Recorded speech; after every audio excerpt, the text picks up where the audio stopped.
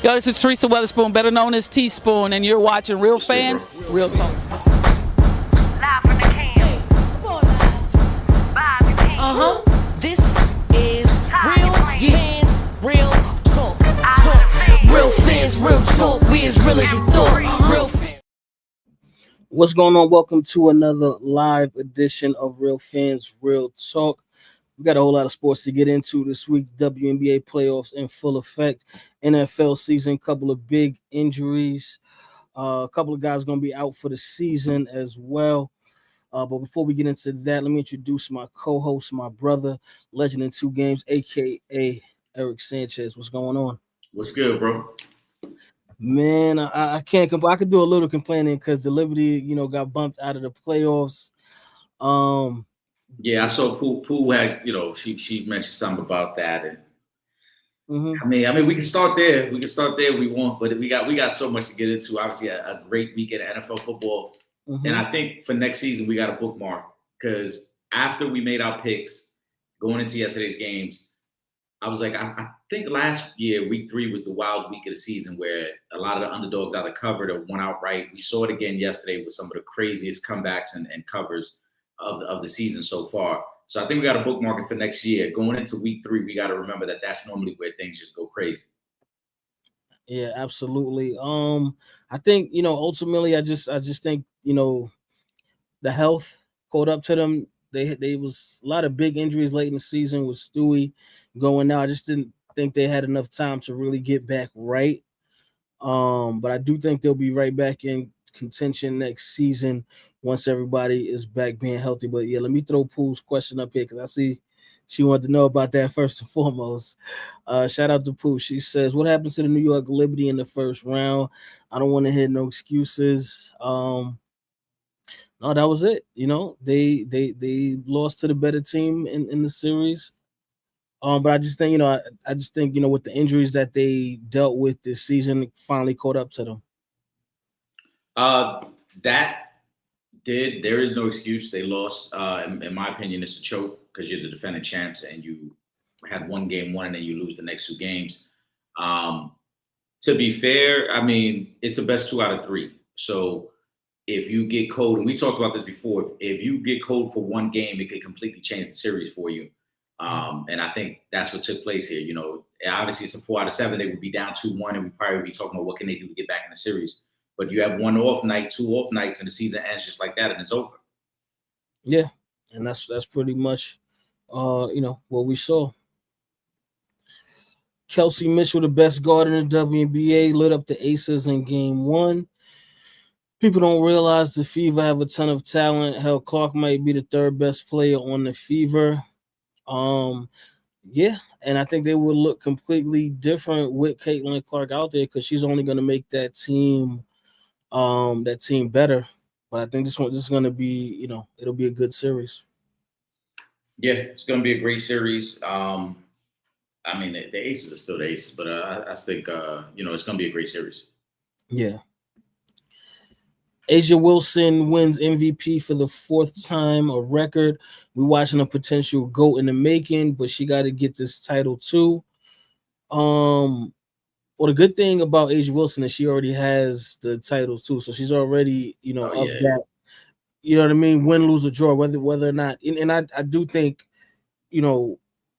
her getting a championship this season after the year she's had, getting Defensive Player of the Year, getting MVP. And which she should have just been the sole recipient of the Defensive Player of the Year award, but that's a story for another show. But then to go on and win the championship, and if the Aces win the championship, more than likely she would be the Finals MVP. So that would just have her legacy, at a level that could compete with anyone that would be in the GOAT conversation, as far as WNBA players go. I don't think. I mean, it very flat out. We are watching a potential GOAT. No matter how the rest of the season plays out, we're talking about somebody who is a 2-time champion, who's now a 4-time MVP, who's a 3-time Defensive Player of the Year, and she's not even 30 yet. If we were talking about one of the males with that type of resume at 29 years old, we would be saying, yo, this is somebody who has the potential to be one of the greatest of all time in their sport. A'ja Wilson is no different, in my opinion. We talked about it again, the MVPs, the way she carries this franchise. Last year, we talked about injuries. Last year, they got off to a slow start because the injuries were catching up to it. Again, a team that was a two-time champion. This year, started a little slow. Soon as she turned it on, the Aces turned it on as well. So we're looking at a historic run that the Aces could be on if they're able to complete the job this year. Again, potentially, they're already two-time champs. They're trying to get back for the third time in 4 years. That's Dallas Cowboy type-ish, right? When we talk about the documentary and all that, like to do something like that, put you in a different type of conversation. Absolutely. Let me take this one comment here, and we're gonna start talking NFL. Shout out to Vaughn Bucks. He says, I watched the Cheryl Cook interview. Man, I am amazed. I never heard of her and how great of a player she was. To both of you, what are some stick out moments in the Cook interview?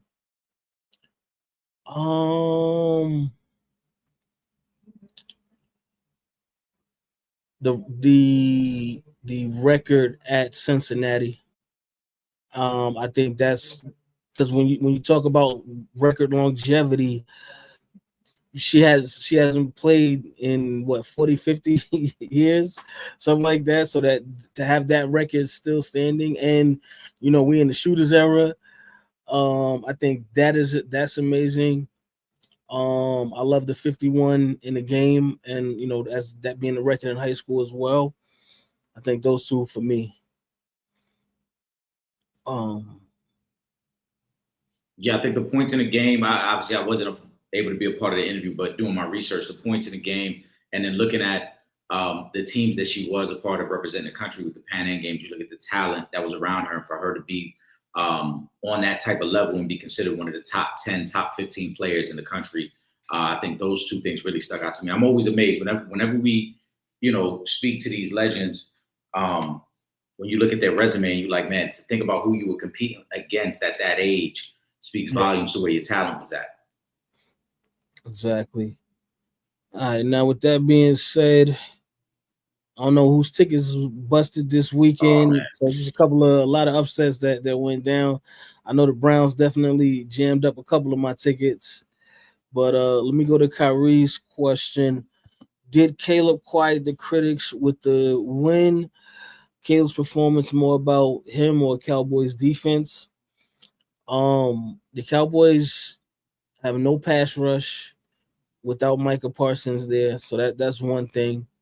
They also lost CeeDee Lamb. He's gonna miss a couple of weeks in that game.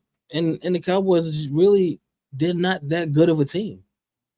Like just like it is what it is. Like this is not them beating the Commanders, the Eagles, the Lions. It's not that. This is them beating Dallas. Oh, you done? I thought you had more on that, your post. No, that was. To me, this is more about the Cowboys defense. I don't think there was anything to take away from that game that would make me say, wow, Caleb really turned the corner. Now, I'm happy he had a good game. We talked about some of the struggles he might be dealing with in terms of reading a playbook, articulating a playbook. But to me, there was nothing about this game that made me say, man, Caleb really turned it on right now, and he's elevated his game. There was just a lot of wide open receivers running around. And the Cowboys defense is terrible. We knew they were terrible even before the Micah Parsons trade. They were one of the bottom 5 defenses last year. They've been a bottom 5 defense all this year. You look at the numbers that teams have been able to put up against them. The Giants dropped 30 points on them. Obviously, the Bears dropped 30 points on them. The Eagles probably could have dropped 30 points on them. The Eagles had 21 points at halftime. And then if not for that delay in the third quarter, probably could have dropped 31. So I don't think we should take anything away from this and think, oh, Caleb's turned a corner or Caleb has gotten better. I think Caleb Williams is a talented young quarterback who's still trying to figure it out in the league. And the Dallas Cowboys were the perfect medicine for the Chicago Bears. There were plenty of receivers running wide open. Rome Odunze, Luther Burden, DeAndre Swift. The Chicago Bears in this game averaged 7 yards per play. That's Madden type ish right there, where you're basically saying within 2 plays we're going to get a first down, and within 4 plays we're already at midfield or beyond it. So I don't think this had anything to do with Caleb. Now next week we will probably get a better idea if they truly did turn a corner, if he's gotten better. But for me, the Cowboy defense is just that bad. If your team is playing the Dallas Cowboys, moving forward, you should probably expect to drop 30 points because that looks like that's going to be the norm. Yeah, that's what it is. And again, it's one game. Like I can't say you turn the corner after one game. I mean, listen, his stats on the season are going to be inflated after yesterday because after yesterday, I think he's now is at like 800 yards that he's thrown for with 7 touchdowns and only 1 interception. But keep in mind, yesterday he threw 4 touchdowns. Before yesterday, I think in the first 2 games of the season, he threw for like 210 and then another game for 201. So he was barely cracking 200 yards in the first 2 games. They weren't this explosive offensively. That flea flicker they did yesterday is one of the slowest flea flickers you'll ever see.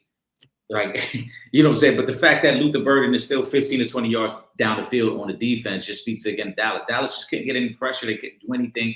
DeAndre Swift was running all over them. Again, one game to me doesn't change the narrative around the Bears. Not yet. I didn't know if this was a serious question or not. Do you believe the Cowboys are a playoff team? Which Cowboys? That's what I think the Dallas Cowboys. There's college teams that go by the Cowboys as well. Don't Oklahoma State go by the Cowboys? I don't know. He must be talking about Dallas. Yeah, if you're referring to Dallas, no, not at all. I think yesterday should have showed you that. If you didn't know already, yesterday should have showed you that. At the best, I remember when shout out to Will Gordon. I know he's celebrating the Chargers right now being 3-0. But in the preseason, we said, and again, this prior to the Micah trade, I said at the very best, their ceiling would be 9 wins. That would be in a perfect world. Everything goes right for them. They probably win 9 games and maybe going as a 7th seed. My opinion on the Cowboys, again, has not changed. They've given up 30 points in back-to-back weeks. If not for the Giants playing prevent defense in week 2, after the Giants got the lead on the Malik Neighbors touchdown, the Cowboys right now would be 0-3. That's the only thing that is saving the Cowboys from being 0-3 and everybody in Dallas saying the sky is falling. The Dallas Cowboys are not a good team at all. So there's no way I could even buy into the idea that they're a playoff team. They're not even close to a playoff team. Ron Charles says, has Harbaugh made the Chargers Super Bowl contenders? Herbert 300 yards, touchdown, and Chargers comeback.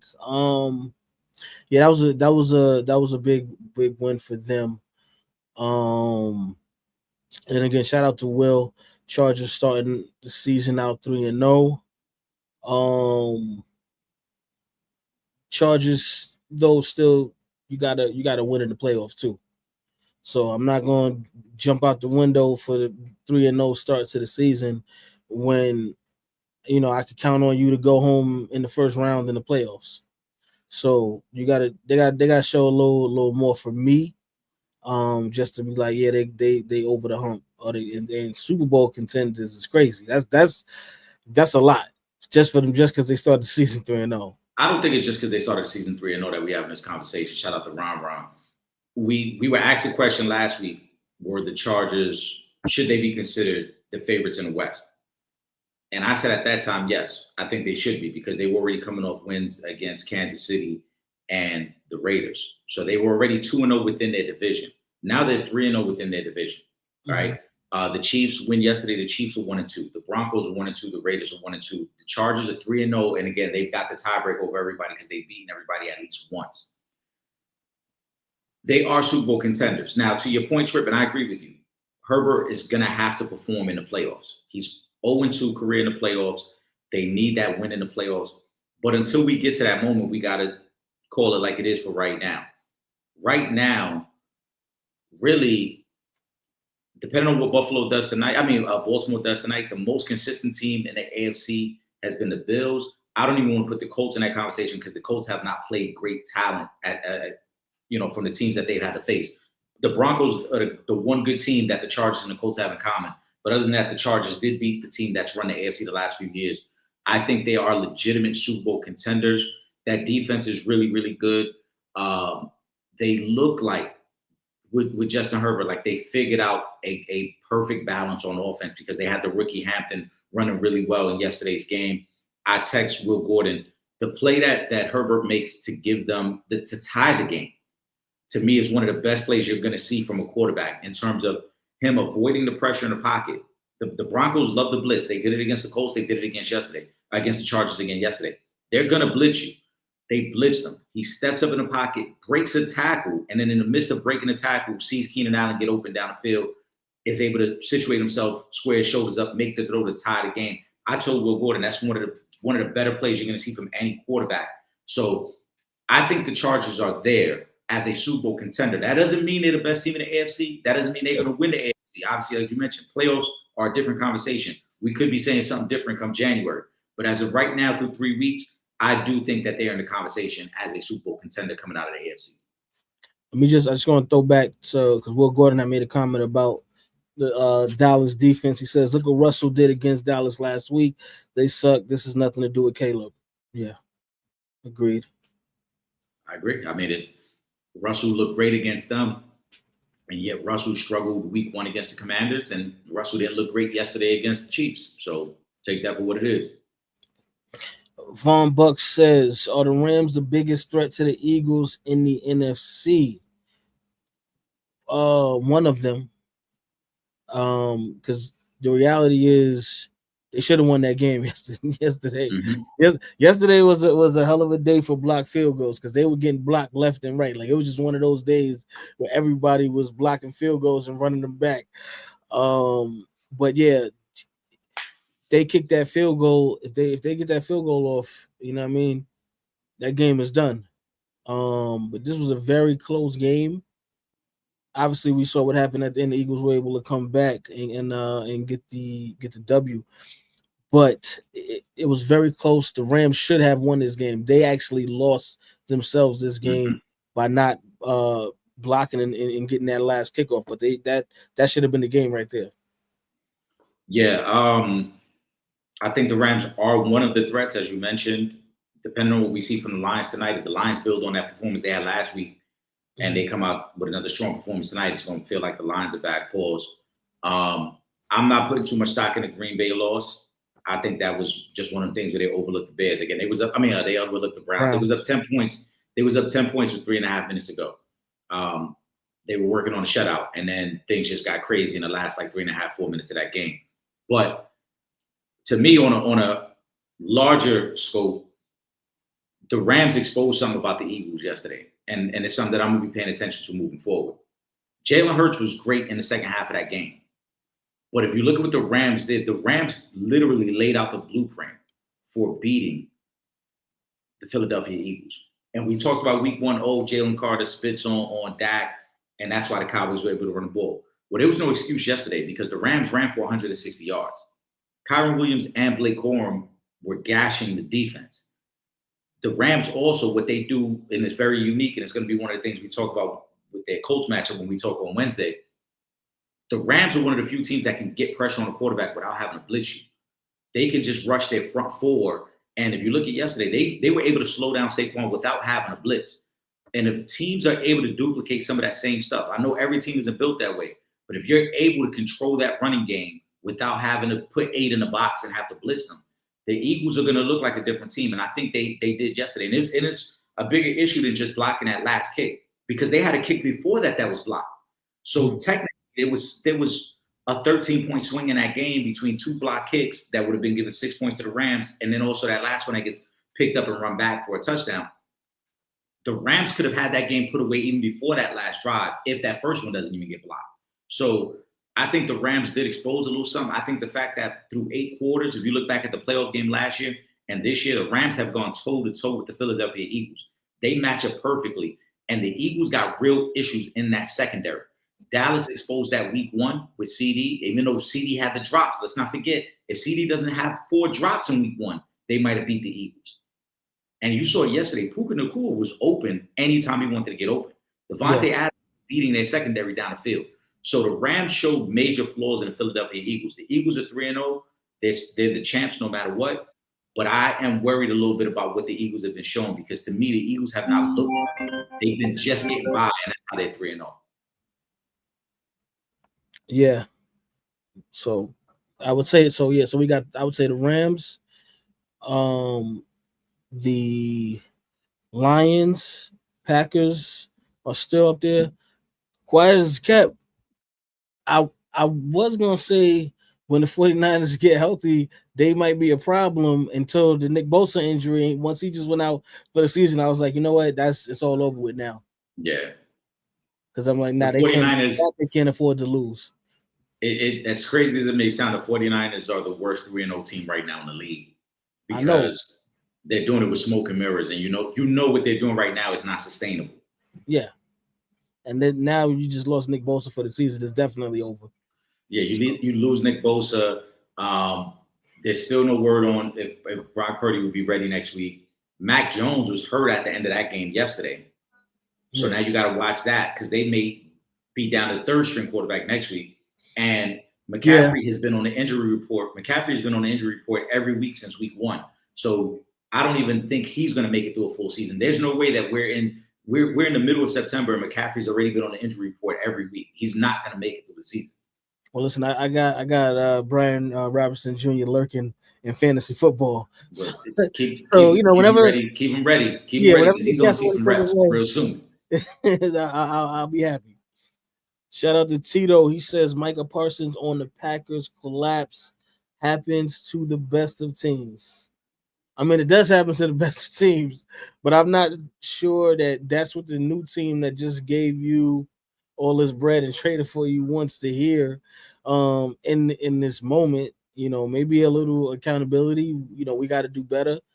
We let some things get away from us towards the end of the game that, like something. I want to hear something more than happens to the best of teams. But again, the flip side to that is Micah Parsons is not someone that I consider a leader, like that type of a leader. So I'm not really surprised by it. I think he's right in saying that it happens to the best of teams because the human element of all this is that you look at the Browns or any team for that matter, and if you know you could beat them, you take your foot off the gas. I think that's all that happened yesterday. The Browns are feisty on defense, don't get me wrong, because they're another one of those teams. You look back at week 1, they had a chance to beat the Bengals and their kicker missed the kick, right? Mm-hmm. They hung around yesterday. Even if let's say they would have lost 10-0, we still would have been like, hey, they hung around. They're just not good enough to beat the Packers. But the human element of it is when you're a good team like the Packers, there are going to be times where you look at these lesser teams and be like, we should beat them. Especially, I think for the Packers, it was one of those moments where they got hit looking ahead. I don't think getting into the game they were out. I think once they got there, and they kind of just coasting. They were up 10-0 for most of that game. I think from like halftime on, they were up 10-0. They just never scored again. I think they just got caught looking ahead to like, all right, we got Dallas next week, right? Let's just get out of here. Let's not get caught up in none of this nonsense. Let's not get anybody injured. We're focused on Dallas next week, which is a primetime game. And then, like I said, it just got out of control those last 4 minutes. But I wouldn't worry about it at all if I'm the Packers. I don't think this loss will have any residual effect on how the rest of your season goes. Yeah, no, and again, if it's any other player, I don't have a problem with it. I just think because it's Micah Parsons, he's supposed to be getting a fresh start. You know what I mean? Like, I just think, for him, he could have handled.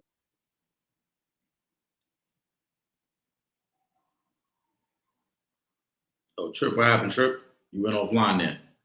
All right. Yeah. Trip, you went offline there as you were speaking. Yeah, I'm sorry. I need to get my charger and plug up. Let me pull up this Lex comment really quick, Eric. All right. Oh, hey, you can take Will's comment for me, Eric. Got you. Shout out to Will Gordon. He says, show love to my Chargers, 3-0, and more importantly, 3-0 in the AFC West. Everyone else is 1-2 at New York next week. Do not sleep. I agree. As I said, Will, I think the Chargers need to be taken seriously. I said this after week 2. I thought it was impressive. The Brazil game, even though on paper it's shown as a Chargers home game, that's a road game. Or if we were talking college, that's a neutral site game. So the fact that they were able to beat the Chiefs in a neutral site game, go to Vegas, win that game. Now you get this game against the Broncos that they won and came back. crazy game because the Chargers seem to have control of it, and then the Broncos score right before half. There's a big fumble early in the third quarter, and then the Chargers have like no momentum in this game. This Broncos defense is legit. I watched obviously all of their game against the Colts. I watched pretty much 90% of their game yesterday. I had it on a double screen with some other games that were going on in the 4 o'clock window. For the Chargers to come back and win this game, I think the Chargers are legit, and it's a great start for Harbaugh and Herbert. Next 3 games are very winnable for the Chargers. I remember Will had sent me, and I'm going back to that message because I know he had sent me the breakdown of who they had as their next 3. Next 3 games, they're at the Giants, they're home for the Commanders, and then they're at Miami. Very winnable. After that, they get the game with the Colts. That game will be interesting because if the Colts stay hot, and the Colts have a lot of winnable games the next 3 as well, we could be looking at 2 teams who possibly are 6-0 going into that 7-game matchup between the 2 teams. But I think the Chargers have been good, and I think the Chargers deserve all the praise at this point for them going 3-0 and taking care of all their divisional opponents. Yo, Will, don't let the Giants be the team to end the streak. You know they done activated my main man Cam Scatterbo. You know what I'm saying? Don't let that happen next week. The one thing I'll say about the Giants, and I think Jackson Dart starts next week. I think he starts next week. It's not all Russ's fault. They lack some weapons on offense, so it's tough for them to be explosive. And I think that's where Jackson Dart comes in, his ability to move around, his ability to make the same big throws as Russ, but he adds a different element with his legs and being able to move around.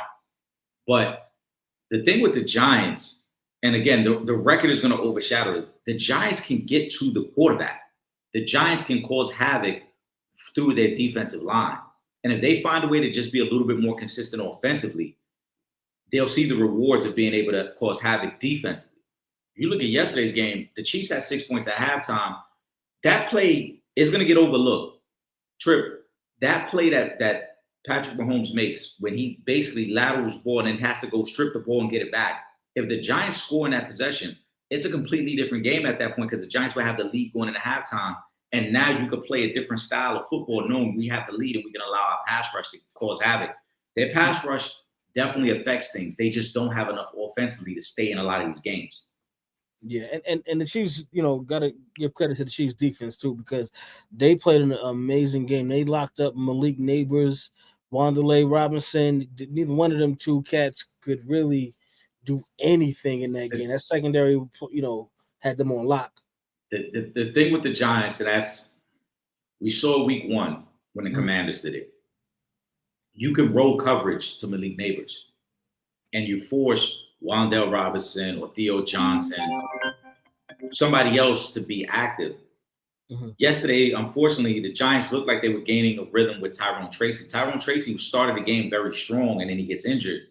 And so now you don't have that running back tandem of him and Cam Scatterbo, where you can use Scatterbo in power situations and use Tyrone Tracy as more of a speed back. So again, they're a team that already was lacking weapons, and then you lose, your fastest running back. You don't have another receiver to kind of offset Malik Neighbors. I don't know what's going on with Darius Slayton because Darius Slayton hasn't looked good through 3 weeks yet, and he's supposed to be that veteran that's supposed to offset that. But that's the only issue with the Giants, and that's why I think maybe it is time to go to Jackson Dart. You need a quarterback who could be a little bit more dynamic with his legs. Russ isn't that anymore. So maybe having a guy like that who can extend plays, who can make the defense have to respect his mobility, will open up some things down the field. I agree. Tito says, do you feel better, worse, or the same about the Chiefs? I feel the same.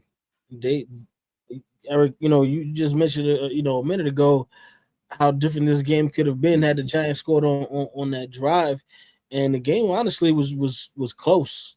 Even with the score being what the score was, the game was close. We know the Chiefs need help at wide receiver.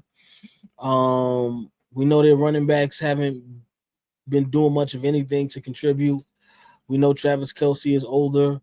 No, it's the same. I didn't see anything different. I feel the same way about the Chiefs. I think Mahomes is phenomenal, but Kelce is old and is showing. The running game is terrible. Isaiah Pacheco has not been the same. He's not the same running back he was 2 years ago. I think their O-line is solid, but where defenses know you can't really stretch the field on us, pause, you can't run the ball on us, it creates a different dynamic in the way they can attack you. And I think it speaks to the Chiefs, it speaks to Patrick Mahomes, it speaks to Andy Reid. Tyquan Thornton was cut by the New England Patriots, and he's their guy now that kind of is their deep threat on offense. He's a guy that, again, the Patriots wouldn't even keep because they felt like he's just such an unreliable receiver. But the Chiefs are at this point now, until they get Xavier Worthy back, and maybe it's next week. There was speculation he could have played yesterday, but they wanted to play safe and give him another week. They're about another 2 to 3 weeks away from getting Rice back, Rashee Rice. Mm-hmm. Until they get their receivers back, I don't think we could properly judge them. The defense is good. The offense is bad right now. And again, we talked about it on Wednesday, where they were at 3 years ago when they were averaging, 29 points a game, and they were one of the best offenses. The last 3 years, even though they won 2 of those 3 Super Bowls, 21, 21, and 21 points a game. That's what they've been averaging. That's a very mediocre offense if you're only averaging 21 points a game. What did they score yesterday, Trip? 22 points. They're a very mediocre offense. So I feel exactly the same about the Chiefs. Until they either make a move for a receiver or they get their receivers back, I don't see them as a Super Bowl contender. And it's crazy to say that about Patrick Mahomes, but right now, if you told me, hey, who are the teams that can win a Super Bowl in the AFC? I think it's very obvious. I think it's Buffalo. I think it's Baltimore. I think the Chargers are in that conversation. And then after those 3, then I think you would have to put the Colts, maybe Pittsburgh. But I think the Colts, I think there are 4 or 5 teams. I put it that way. I think there are 4 or 5 teams right now that could beat the Chiefs in a playoff game and that are more serious Super Bowl contenders than the Chiefs. Yeah, I agree. Shout out to Imani. She says thoughts on Molly leaving ESPN. They saying she got massive offers too. Number 11, respect for Molly. And we extend the same offer to you that we, extended to Joy-Ann Reid. If, either of you would like to join us on Real Fans Real Talk, you are more than welcome. I think it's a great look for Molly. I think these high-profile sports personalities, media personalities, they're finally starting to realize their impact on the game outside of having a major network. We talked about this. Joy Taylor doesn't need Fox Sports. Shannon Sharp does not need ESPN. You go on their social media followings, you look at their YouTube pages, you look at the views they're bringing in on their own. They don't need those platforms. And so I think Molly also realizes that as well, that, yeah, it's great to be a part of the ESPN brand. It's great to have that type of recognition and that stability. But moving forward, I think her opportunities are endless, because no matter what network, if she decides to go network or if she decides to stay independent, she can find sponsors, she can find people to partner with, she can find ways to continue to generate big time money because of the brand she's already created. It's a recognizable name. Obviously, she's an attractive woman, so she's great on the eyes. You're going to get that following as well. And I don't mean that in a negative way. I truly mean that in a positive way. You have people that are going to want to know what she's doing next. What is she involved in? They want to know more about Molly moving forward. So I think it's a great move for her. And I think for ESPN, this is one of those signs, again, where you look at it, yeah, you got Stephen A. Smith, but it's going to be tough for them to keep the talent that they have, because, again, everybody is their own brand. They can go other places and make money without the big brand behind them. Mm-hmm. And that's the beauty of where we are right now in the media, where you can be independent and make just as much, if not more, than you could make at a major. So you gotta love that. Shout out to Molly. I'm excited to see what she has going on next. I too. Michael Alexander says Bruce Pearl retires from Auburn. What's his legacy as a coach? I mean, he was one of the better coaches, I would say, but I don't know. I think like Mount Rushmore and anything like that. I just think he was a good coach. You know, Bruce Pearl's good college coach, good solid resume. I'm not a fan of Bruce Pearl. I believe I sent you the clip recently, Trip, where he had made some comments about Barack Obama. yes. So to me, he's another one of those divisive figures. I don't know if him stepping away had anything to do with impact on recruiting, or if maybe Auburn felt it was time for a new voice there. In terms of college, he's been solid. He's done well for himself. But we got to stop throwing around legacy with everybody who holds some position of significance. I don't think there's a legacy. I don't think 5 years from now we're talking about Bruce Pearl as if he was some great college coach that the game is missing. We'll move on. It's fine. He was good. He was a good college coach. He had some success, and we moved on from him. And I think that's the way it's going to be viewed. I wouldn't call it a legacy. It was a good career. Yeah. All right. Cool Bowler Scoop says Steph Curry is named the best American player in the NBA. Jokic named the best player in the NBA. I mean, I like, you know what I mean? Like, I'm not gonna disagree with that. I don't mind if you feel like Steph is the best player in the NBA, best American player in the NBA.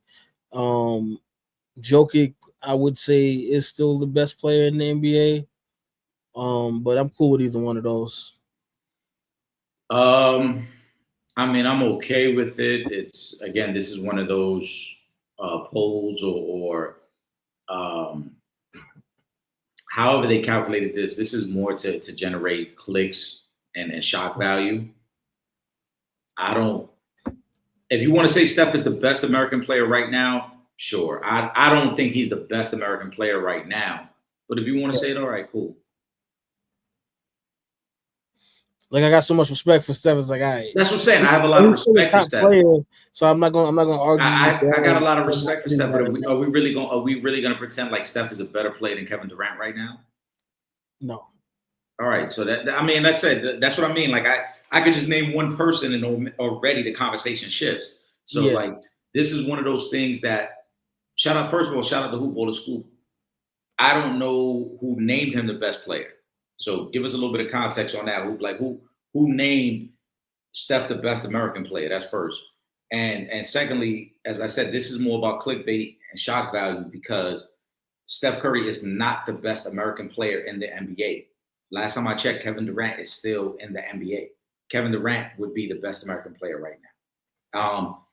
As much as people try to say that I don't like him, Jason Tatum is a better player right now than Steph Curry is right now. Yeah. Hoop Central says Fred VanVleet tore his ACL. How big a blow is this for the Rockets? I think this is going to have a major impact on what they do this season. And this is a team that we looked at as a championship contending team with Kevin Durant being there. But with the championship experience that you get from a Fred VanVleet, you know, in addition to what he brings on the court as far as what his scoring is, his shooting, he's somebody that I feel like they're going to need. I still think the team is good enough to go on a deep run in the playoffs, but to win a championship, he's somebody I definitely would want to have on the court. It is a major impact. However, this team is deep, Pauls. There's a lot of young talent. And if there's ever a time to suffer this type of injury, it's right now, because you get a full season to figure out who can replace him in crunch time minutes. That's the most important thing with Fred VanVleet. It's not going to be, the first 3 quarters of the game. It's really his veteran leadership, his playmaking ability in that fourth quarter to alleviate some of the things that you're going to be doing with Kevin Durant. But now you get a full season to figure that out. There's rumors of a particular veteran guard. I'm not going to say his name because I see Vaughn Bucks had mentioned him, so I'll wait till we get to that question. But I think the Rockets will be fine, again, because you have plenty of time to figure it out. And Ime Udoka is a great head coach. They will figure out what to do with those crunch time minutes now that Fred won't be there.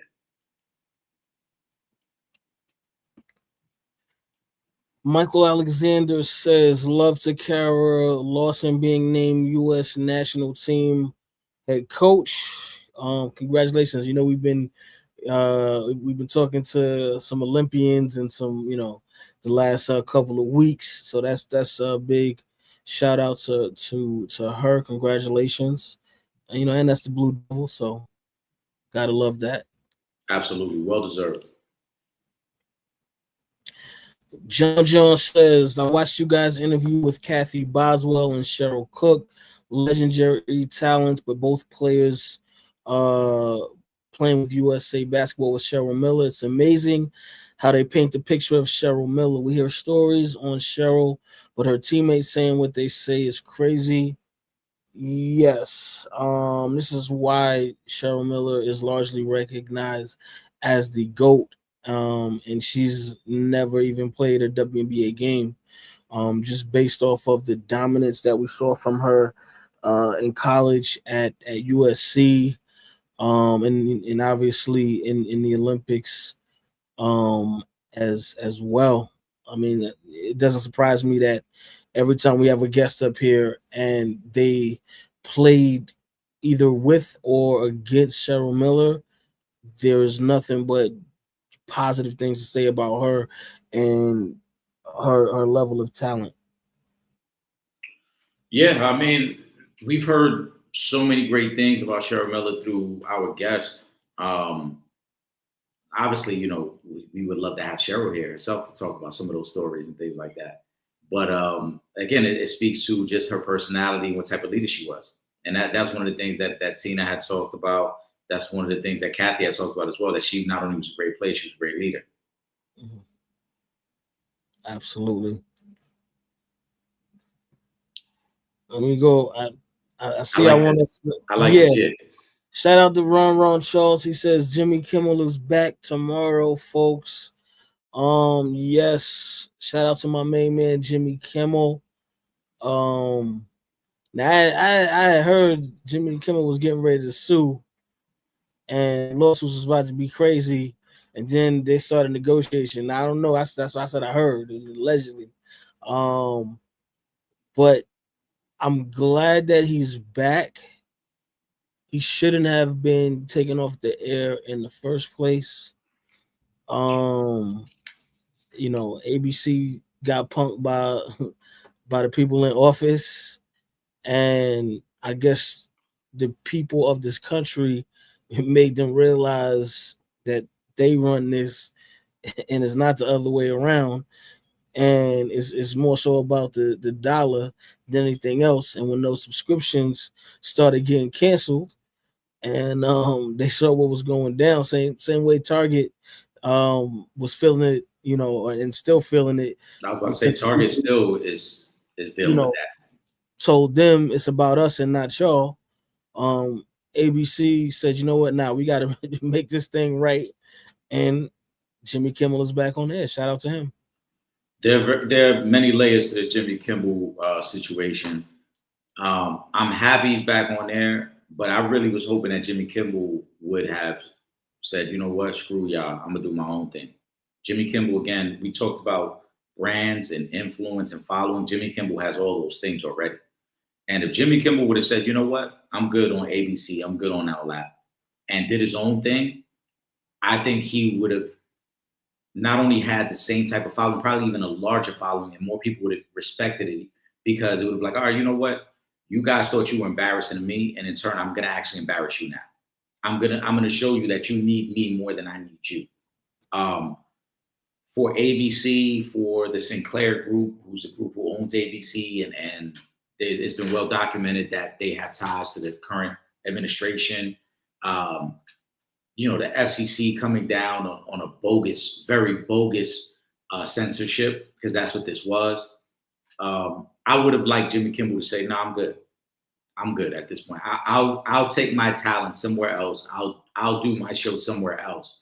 Now, maybe ABC owns the rights to the name, the Jimmy Kimmel Show, and maybe that's what would have made it a little tricky to go somewhere else or do it somewhere else. It might have taken some time, but really, Jimmy Kimmel has been on ABC, I think 15 years, 17 years, something like that. Mm-hmm. He has enough following he has enough pull to go anywhere he wants to go. And he wouldn't be the first guy to do it. I mean, if we want to take it further back, Howard Stern separated himself from a major brand, right? Mm-hmm. Joe Rogan has separated himself from a major brand. There are plenty of comedians, talk show hosts, radio hosts who've been able to separate themselves. And because, again, the ability to create the access for your following, the ability to keep your following in spite of not being on a major network. I would have loved to see Jimmy Kimmel do it just to kind of stick it to ABC and the Sinclair Group. Like you really thought you were doing something by trying to censor me. So now I'm going to go somewhere else where I don't have to be censored. And now I could really, quote unquote, stick it to you guys, pause. But I am happy he's back either way. Thanks. Shout out to Will Gordon. Will Gordon says, yes, sir, Ron. I'm glad I canceled my subscription to Disney Hulu behind that BS, and I really didn't want to miss the new season of Abbott Elementary. That is a really good show. But yeah, the people have definitely spoken. Will's not the only person that I spoke to that told me that they canceled their subscription to Disney Plus, once this whole thing transpired. So, I will say this.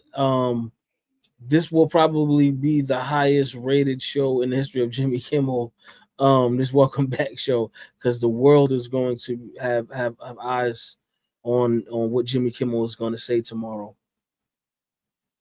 Yeah. Janetta Johnson. One of the most watched ones. Janetta Johnson says, why in the WNBA GOAT debates, y'all media and fans don't put Cheryl Swoops and Lisa Leslie in that debate? Swoops has 3 MVPs and 4 titles. Lisa, 3-time MVP, 2-time WNBA champion, 2-time Finals MVP. Come on, y'all. Well, I'm just trying to figure out which media and fans. I was about to say, we've had conversations about the Mount Rushmore and the GOATs of women basketball. Both of those legendary women were brought up in conversation. So Janetta Johnson, you're going to have to name which media or fans didn't name those 2 legends. Because I know we did here for a fact. Right. And Seth Curry signs with the Warriors. Can he help? Yeah. I mean, but help what though? Yeah, because are you saying he's was he playing last year? I think he missed most of last year with injury, but I just want to know when he says help. I mean, you talking about help win a championship, help win some games. They already a playoff team, so help in what regard, Ron? Yeah, that I'm not sure. I mean, I don't know. Like, it's not like when we say, all right, they got Jimmy Butler, that could change things for them. It ain't right, like yeah. Respectfully, because you know what I'm saying. But we talk about Seth Curry, not Steph Curry, right? So Vaughn says, how is Russell Westbrook not signed? I don't know, because he played pretty well last season for Denver. Coming off the bench. He's still, to me, seems like he can contribute to a team. But I don't know. I mean, I think this is very simple though. He's not signed because Russ doesn't want to be signed. And that's not to say Russ is not going to play basketball this year. I just think that Russ, as a veteran, understands, let the landscape play out. Why am I rushing to sign somewhere? If I'm truly trying to be a part of a team that's competing for a championship like he did last year in Denver, I waited out. And he was the veteran I was referring to when I talked about Houston. He is going to get a call from Houston. Yeah, they're going to sit down and they're going to see, can we make it work? What's the best role for Russell Westbrook if the Rockets were to bring him in? And I think that's what any team. The Knicks were having conversations with Russell Westbrook before they decided to go get Malcolm Brogdon. So competitive, contending teams are speaking to Russell Westbrook already. But I think Russ is taking a smart approach and saying, why am I rushing to sign with anybody? Russ is going to be in great shape. Yeah. Russ is always in game shape. So it's just a matter of the right situation. Where can I go to have an impact and also help a team to try to compete for a championship? If Russ wanted to sign, yeah, he could have signed with any one of these teams that ain't going nowhere. He could have signed with the Pelicans. He could have signed, you know what I'm saying? He could have signed with the Hawks. He could have signed with Sacramento if he wanted to, but he wants to sign with a team that is trying to compete for a championship. So he's taking his time.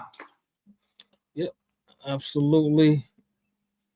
Footballer Scoop says Trip wasn't it crazy? Pat Summitt said she told Cheryl Cook this is the best player in the world. Chill out. I you know what I don't remember the exact quote that she said. Was she saying is she referring to Cheryl Miller was the best player? I think that's if I'm not mistaken, I think that's what he's referring to about her being the best player. But just yeah, can you elaborate on that one a little bit for me? And we'll come back to it. Eric and Trip, who are y'all contenders in the West behind the Thunder? Well, obviously Houston. You know, even with the Fred Van Fleet injury, I still believe Houston is a contender. Minnesota, I think they're going to be a contender. I think they'll be better. I believe Denver is going to be a contender. When you know most times when you have the best player in the league on your team, you're going to be a contender. And they have a good enough team, and they actually kind of rebuilt that roster a little bit with the Michael Porter Jr. trade and a couple of signings. So I would say them. Definitely Dallas. I think for Dallas, it's just going to be about health. And I believe the Lakers will contend as well too. I think they're still not done. I think they're going to try to make another move or two, but I think they'll be in contention. Because I do like the additions that they've made thus far. For me, it's very simple. It's Houston, it's Denver, it's Minnesota. I think those are the three most obvious. Outside of them, I'm not putting the Lakers in that conversation. I just don't like the rest of the Lakers roster. San Antonio could be interesting with the healthy year of Wemby, De'Aaron Fox, obviously bringing in Dylan Harper. So there's some opportunity there. But I think the obvious is Houston, Denver. And then, again, if Dallas is healthy, Dallas could be in the mix because you got those two veterans with Cooper Flag, and they got a deep roster as well. But Houston and Denver, to me, are the most obvious. Let me go back to Hoopballer Scoop's question because now I remember the part of the interview. So he says when Cheryl Miller was playing Cheryl Cook in the one-on-one games, she said she was going hard in the one-on-one games. Remember Cook and Pat said chill out because it's the best player in the world, basically saying don't rough her up. It doesn't surprise me because a competitor is a competitor, and especially with basketball players, when you're talking about one-on-one, it's different from the team aspect, right? It's like just because Cheryl may be the best player of all time in a team situation doesn't mean she can beat everybody in a one-on-one situation. And we're talking about some of the best women's basketball players of all time. Obviously, some injuries kind of derailed the careers of a couple of them. But if we refer to Cheryl Miller as the GOAT, and these are her counterparts from that era, who, let's say like a Tina Hutchinson, who when they played them went to work, right? So that means they're gonna be up there as well, right? When a Cheryl Cook is going one-on-one at it in the Olympic, during that Olympic run, and she's going hard in the paint in a one-on-one game, it's like, no, we here too. Like, you're not just the only one out here. Like, there's a lot of us out here that's cooking, and you gotta love that for her. Yeah, I mean, but I don't think that's anything out of the norm. Any coach would say, right? Because a lot of people will tell you when they facing elite talent, or if you're a competitor yourself, I should say, you're gonna feel like, nah, I'm gonna show you I'm on that level. Yeah. So I don't doubt that Cheryl Cook was going right at her, trying to prove like, hey, I'm right here with you. And maybe Pat Summitt had to tell her like, all right, like take it easy, like you gotta relax. But if I'm not mistaken, they're about the same height too. So I think that's just normal competition. Yeah, I would have loved to see them going at it, especially like because if you're talking about Cheryl Miller, who is beating her brother Reggie Miller, who is an NBA Hall of Famer, and she's giving her the business, I want to see that one-on-one game. Right. And yes, who bought a scoop? I would say that the Lakers are contenders. All right. I don't. Um, I don't. let's Eric, because let's get ready to get up out of there. But before we go, let's get to this Monday night game. My Baltimore Ravens, they got the Lions. Who you taking in this one? I'm sticking with my original pick. So the original line on this was Ravens by 4.5. I like the Ravens to win, but I would take the points with the Lions. We've seen historically over the last 3 to 4 years, all of these games that the Ravens play against elite competition normally comes down to the final possession. So I like the Lions to cover the 4.5. But I think it's going to be a good game to really see where these teams are right now, week 3. Mhm. Both of them came off of bad week 1 losses, right? Yes. Baltimore blew the game against Buffalo. Detroit lost the game to Green Bay. Last week, they both had blowout wins. Baltimore beat up on Cleveland. Detroit put the belt to you-know-what on the Chicago Bears. So now they're going up against elite competition on both sides. I think this game is going to be a shootout. Like I said, I like the Lions plus 4.5. What I really like in this game is the over. Last time I saw it, I just want to double check it as well. Last time I saw it, it's at 53.5. I would not be surprised if both these teams get into the high 20s, maybe even to the 30s. It's going to be a shootout. I'm gonna just say this: if you ain't put your ticket in yet for tonight, Derrick Henry is gonna be back this week. That's all. I think the odds makers like it as well. Anytime touchdown for Derrick Henry is at minus 230. They expect him to at least find the end zone at least one time tonight. I'm gonna just take this last question from Tito, and then we're gonna wrap it up. Let me ask y'all: why isn't Tina Hutchinson ever talked about in women's history?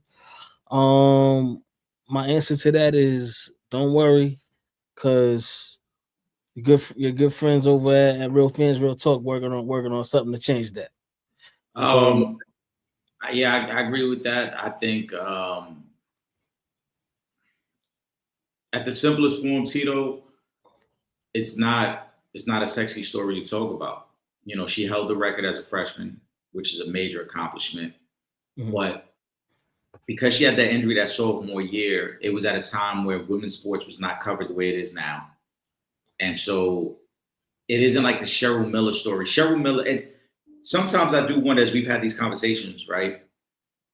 How would Cheryl Miller's story be covered if her brother wasn't Reggie? And that's not to take anything away from Cheryl, but it became this ultra interesting caveat of her story that not only was she a great player, most people regard her as a better player than her brother was. And her brother went on to have a Hall of Fame NBA career, right? Yeah. And so when Cheryl started her journey into media, the two kind of always were attached. That like she was a great player, injuries forced her into media, but now look at her brother. Yeah. Tina doesn't have that. She doesn't have that other angle that they could play. That she doesn't have that other angle that makes the story interesting. It really is. She was a great player. She set the record as a freshman. Then she gets injured. Yeah. And then again, we're talking mid-'80s. No one was covering women's sports in that way. Yeah.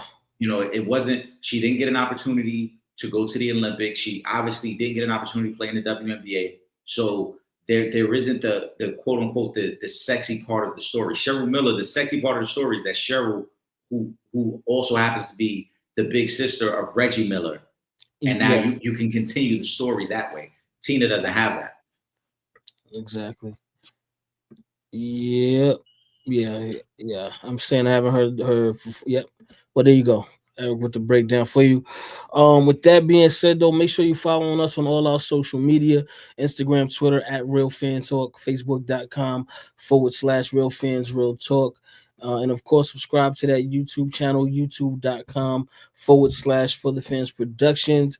If you are not in New York City on Thursday nights and you can't watch us on Verizon 43, do not worry. Just go to the website, realfansrealtalk.com. Click that red button on the homepage and you can watch us from anywhere in the world. And make sure you subscribe to the two best podcasts moving. That's the Sanchez Show podcast and the Real Fans Real Talk podcast. With that being said, for myself, Trip Young, and my brother, Eric Sanchez, a.k.a. Legend in Two Games, we up out of here. Peace.